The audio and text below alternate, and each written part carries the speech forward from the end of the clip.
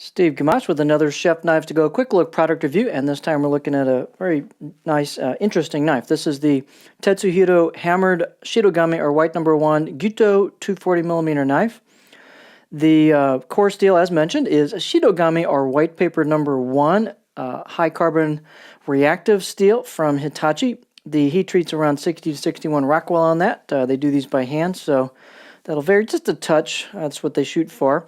The construction is a stainless cladding over either side of a White No. 1 or Shitogami No. 1 core.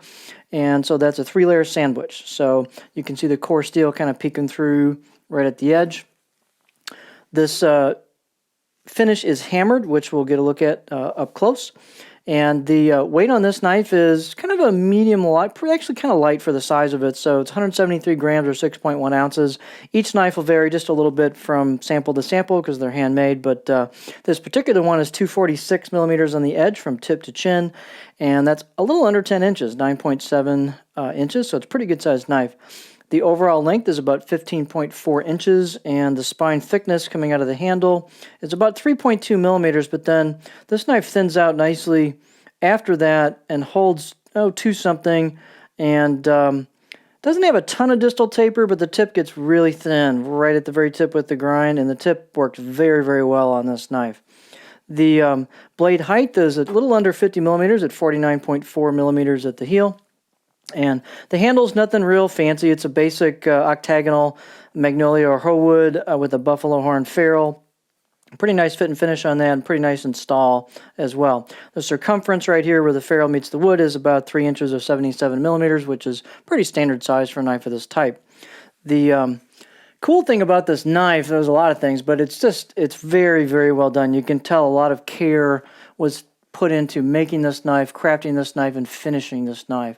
So here is the hammered finish. It's kind of unique where it's got large hammer marks, and they're pretty uniform. It's a really cool look. Sorry, I'm trying to get my focus here and highlight this at the same time. It's a little tricky with all the lighting. Let's try it this way. But this is a really neat blade. So the hammer marks, as I said, are quite uniform. It's really a pretty effect. You've got some hand chiseled kanji on here. It's just a beautiful blade. It's elegant. It's really cool.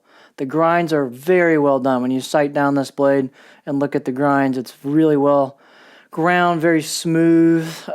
They've polished the spine. They've polished the choil, the curve into the handle, the neck. It's just a real nice fit and finish. It's a beautifully crafted blade. So out of the box edge on this thing was a good 7, probably 7 out of 10. It was really well done, nice and sharp. So pretty blade. Let's see, backing off of that a little bit focus wise. Balance point on this, it's a light handle. So the balance point is going to be there kind of just about where those kanji start. And so for me, that's a little in front of my pinch grip. I like it on this knife, though. It gives it a little bit of a weight forward bias for the balance, and really gives you some chopping power. So it still feels pretty doggone nimble, and it's really not a heavy blade. So for the size of blade, it feels quite nimble on the board and in hand. Let's take a look at the profile. And this is another thing that's really cool about this knife.